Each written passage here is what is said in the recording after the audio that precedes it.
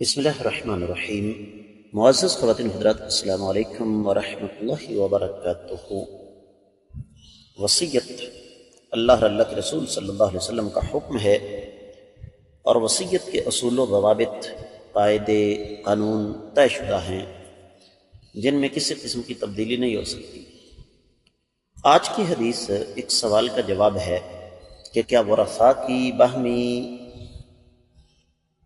جو رضامندی ہے اس سے کیا وصیت کا اصول تبدیل ہو سکتا ہے؟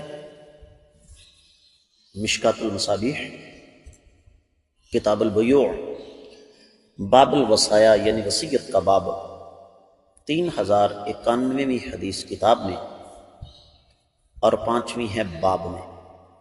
الفاظ سماعت فرمائیے گا۔ وَيُرْوَى عن ابن عباس رضی اللہ عنہما عن النبی صلی اللہ علیہ وسلم قال لا وصیۃ لوارث الا ان یشاء الورثۃ منقطع، هذا لفظ المصابیح۔ وفي رواية الدارقطني قال لا تجوز وصیۃ لوارث الا ان یشاء الورثہ۔ معزز خواتین و حضرات، سب سے پہلے میں آپ کی خدمت میں یہ بات عرض کر دوں کہ یہ حدیث ہے کہاں۔ سنن دارقطنی میں 4109، اور امام طبرانی کی کتاب مسند الشامیین 2410 میں، اور یہ حدیث سند کے اعتبار سے صحیح نہیں ہے۔ سب سے پہلی تو بات یہ ہے کہ امام ابو داؤد رحمۃ اللہ علیہ اسے مراسیل میں لے کر آئے ہیں، مرسل روایت ہے۔ مرسل روایت وہ ہوتی ہے کہ جس میں صحابی اپنی بات کرے، آقا علیہ السلام کا تذکرہ ہی موجود نہ ہو، اور اس میں عطاء الخراسانی اس کی سند میں ایک راوی ہے جس نے سیدنا عبداللہ بن عباس رضی اللہ تعالیٰ عنہ کو نہ صرف یہ کہ پایا نہیں بلکہ ان کو دیکھا بھی نہیں،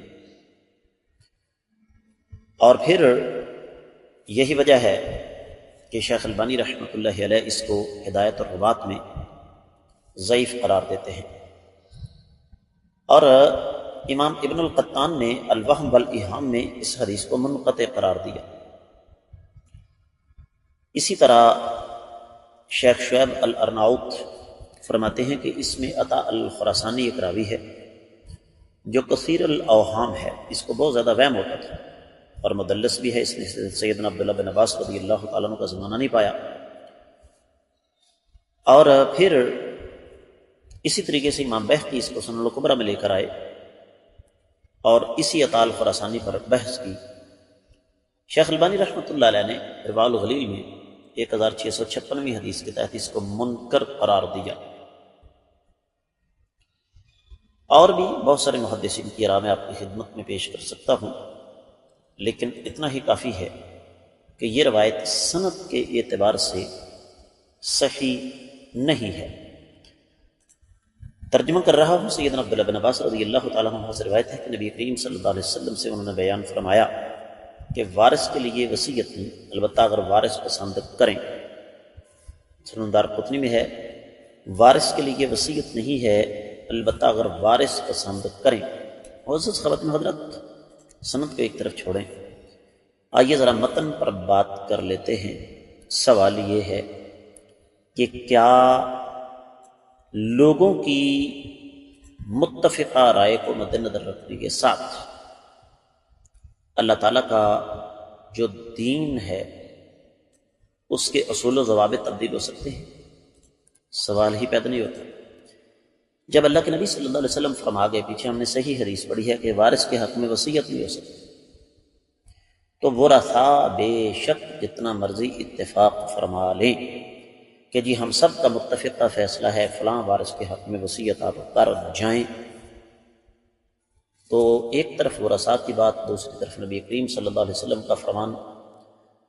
میرا نہیں خیال کہ آپ کو بتانے کی ضرورت ہے کہ ترجیح اس میں کس کو دی جائے گی، تو میں امید کرتا ہوں کہ آپ کو اس کی اچھی طرح سمجھ آ گئی ہوگی۔ اگر یہ حدیث آپ کے سامنے ہے تو آپ کہہ دیجیے کہ یہ حدیث صحیح نہیں ہے۔